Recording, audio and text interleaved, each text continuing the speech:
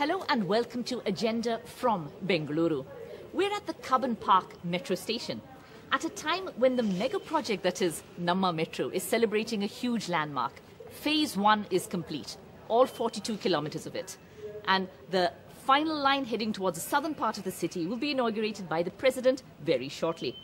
Lakhs of commuters are using the metro every single day in this traffic-choked city, and many more thousands likely to be added once the southern line is actually inaugurated. But the delays have been plentiful. It's years behind schedule. The costs have increased enormously, and many trees have been lost for this mega project. Has it all been worth it to ensure a smoother ride for passengers in this city? Joining us to discuss this, we have Mr. Pradeep Singh Kharola, MD of the Bengaluru Metro Rail Corporation Limited. Many concerned citizens as well with different fields of expertise to ask some questions and to give their suggestions about the way ahead. Mr. Kharola, if I can come to you first. First of all, congratulations on finishing phase 1. Thanks 42 quick kilometers north to south, east to west. Roughly how many passengers use the Bangalore Metro every day? Well, every day we have two lines running, that is the east-west and the northern part of the north-south line.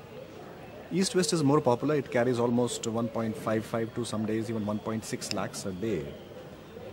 The Penia line carries about 40,000 a day. So both put together we are carrying about 2 lakh people a day. 2 lakhs a day. But now with this new line heading towards the south as well, what do you anticipate? Yes, I think we should be in the vicinity of 5 lakhs per day. 5 lakhs once it stabilizes, yes. So we're talking about 500,000 passengers hopping on to the metro, which I must say looks rather clean. I think maintenance has been a priority. It has been kept clean. Yeah. It has been kept very clean. Now, this project was of course cleared back in the year 2006. And from the earlier papers I've been looking at, because we've been covering it since then, December 2011 was the completion date for the first phase. We're in 2017. Well, no, the right thing is that the project really started in 2008. Okay. And then some lines were added, some extensions were done. And the actual completion date was 2013 end. Okay. Well, that is still... From the time the project started. Yes. Okay. So, and lines have been opening, if you see, for last 4-5 years. We had the Reach 1 opening about 6 years back. Then it was opening phase-wise, and well, yes, it should have been completed slightly early, but then it's never too late. And it was a difficult task, and I would say that our engineers, the workers and contractors, they did a good job. Yeah, we have some of the staff here, I think some of the metro staff here as well. But what was the delay? I mean, it's not a question of months, it was a question of years. Yes. See, most importantly, most of the agencies involved were doing the work for the first time. Okay. Metros are not built every day. So it was a new experience for most of them. Building such a huge mega project in a living city, you don't stop the city. The city works. And I would say that credit should go to people of Bangalore who endured all this trouble, and still the work was done. So when you work inside the city, you have limitations. You can't work around the clock. There are areas where you can work only in the middle of the night. Okay. And there are areas where you can't even use heavy machines, you can't use explosives and all those things. So these were the constraints. But then there were challenges, like as I said, that such a big project requires coordination and good working from a lot of agencies.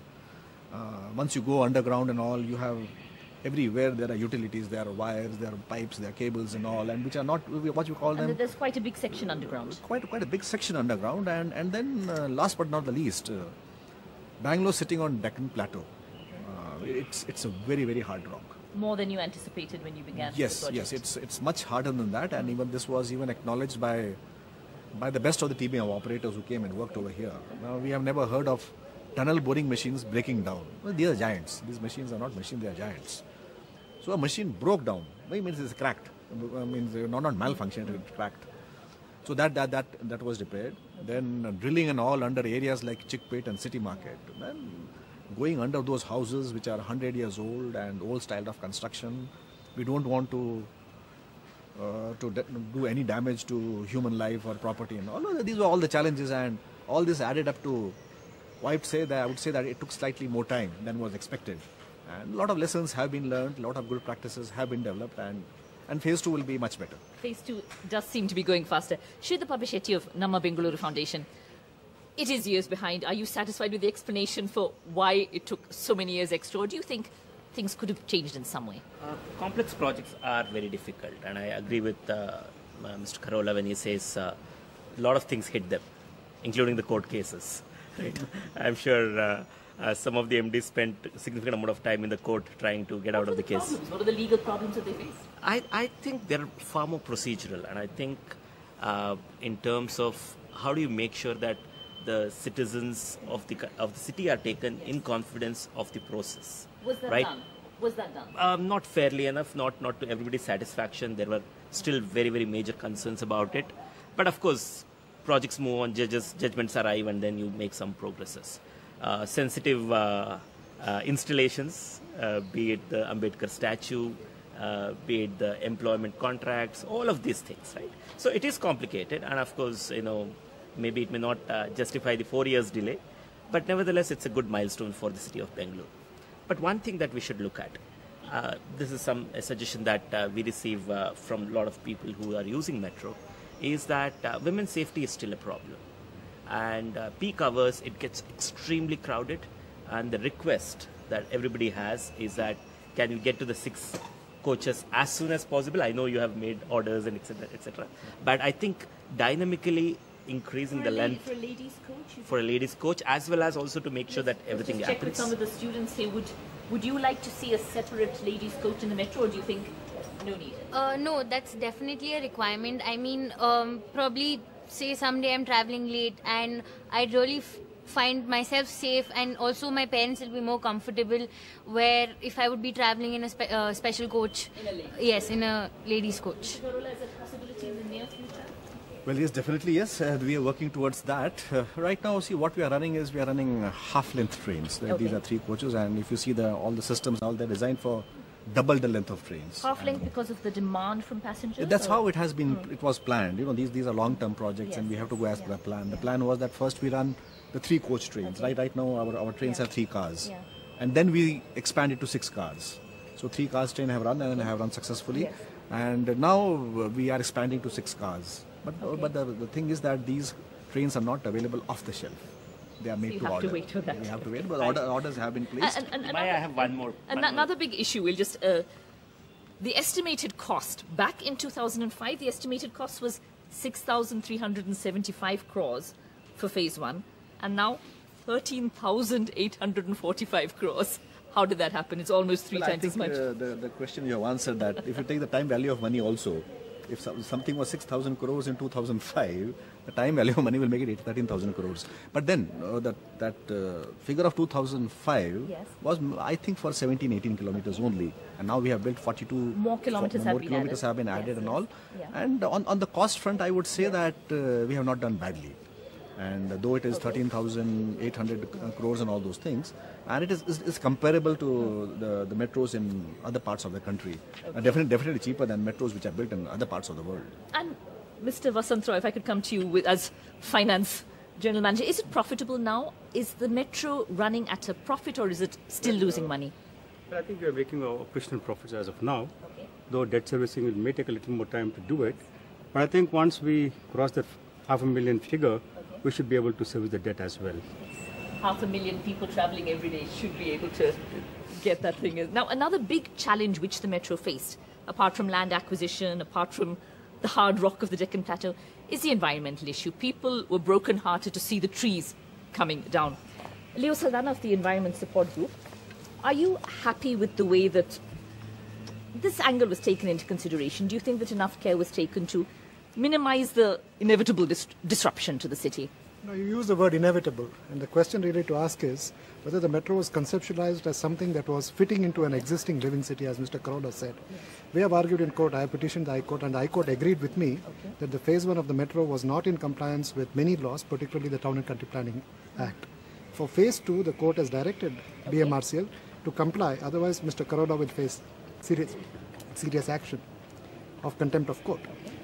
Why I'm saying this is because the order was given by Chief Justice of India, who is Justice K.R. now, when he was in the High Court. He heard the case for almost 6 months.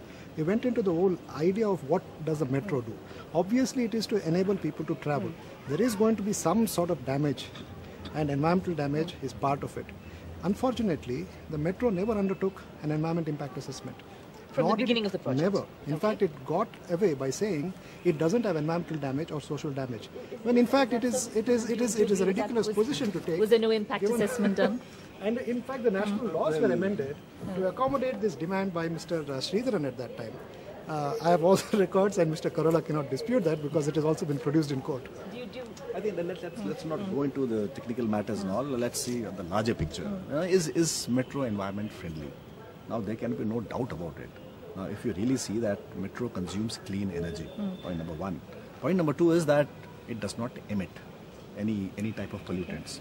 Point number three, and the most important point, is how much energy you consume to carry a passenger for a given distance, say 1 kilometer. You know, if you really take the figures, if you compare with how much energy is consumed by a metro as compared to a bus, it comes to about 1/10. And if you really ultimately green, ultimately environmental assessment that needs to be factored in, and it has been done globally, and Bangalore has got away with it because of the amendment to the central environmental laws, giving them the benefit of doubt. When if you pose that question scientifically, the metro is far more expensive in terms of the environmental damage it causes. If you take the full cycle cost of building a metro, the construction of involves steel, concrete, a lot of space, and so on. In the so long term, the point really, no, it won't get balanced out because there are many studies that have been done globally, and it basically says the metro is actually old technology. You want to retrofit into a city which is advancing into the future. And if you see now what the metro is doing, is it is changing the land use around its alignments. And it is densifying the city, when in fact it was, if you look at the DPR, it said we are going to draw people from 2 kilometers away, 3 kilometers away to use the metro. But that is because it is not happening. That is not happening. You are densifying it, so you make this very expensive project sort of break even. That is not happening. Priya Chetty, Rajgopal, I know that you have fought against certain projects largely because of trees, whether it was the famous steel flyover or even the old veterinary hospital where you're concerned the trees will come down. Do the loss of trees for you, I mean, thousands were lost. How many were lost actually? How many trees had to be cut for the project? Well, the exact number we may not be right now not available. It was 1,000 plus. 1,000 plus. Do you feel that the overall impact in terms of mass transport, mass transit, does it balance it out for you as somebody who loves your trees and loves your city of Bengaluru? Maya, I think I'm in the position, like many citizens in Bangalore, of not having a choice. It's done. What's done is done. You know, right now, I think the worst thing that can happen is when the tree is down, you respond to what's left, right? So let's make the best of what is already there. And I think what is really important to go forward, and I completely agree with many of the points that Mr. Karola and Leo both have pointed out, but there are a couple of things I want to do in terms of moving forward or looking forward. One of the things that really bothered me, in addition to the trees being cut, was the fact that MG Road, perhaps the heartland, the absolute heart of Bangalore, you know, we ran the metro overground, and it really required a little bit of planning, a little bit of thought to let it go underground. Is it more expensive, hugely more expensive to go underground, because that's what we felt in many parts of the city? Near Vidhan Sauda, it has gone underground. The fact is that underground is 3 times as expensive. 3 times as expensive. 3 times as expensive overground. So, but I would say this was done about 10 years back. The DPR was prepared and all, and now it is done. I think, as she was saying, it has been done, and the fact that you have to move on from that decision, and I do respect that, but I'm saying it's an important call to action for us in the future to say that we need to be more involved in public consultation. Citizens, talk to citizens. I do remember even Ravi talking about, Ravi Chandar talking about we need to go underground, bury the metro, and nobody could understand at that point. Today we understand. So my entire positioning on the steel flyover when we started the whole discussion was remember MG Road, because I think as citizens it was very important for us to know what we've lost. Going forward, as I said, I think this is the hardest part. We run a funeral every day for all the trees that we lose. Going forward, the metro is eventually going to be something that Bangaloreans are going to be proud of. Let's look forward to that point. Let's look at what needs to be done in that scenario. And I'm hoping, I agree with Sridhar on the safety issue. I think safety on the platform and on the train are very important. I think last mile connectivity in true sense is really important with mixed mode transport, because you have buses and carpooling which is required. You have a later timing which is critical at this point, because you're saying 1 o'clock, Bangalore is growing up and we are starting to get a little cool about how late we work and what time we come back. We have to be safe. Last mile connectivity, we'll come back after a short break to discuss that very important issue, because many people perhaps not taking the metro because the metro station, the closest metro station, is a bit distant, quite far from where they are. That's after a short break.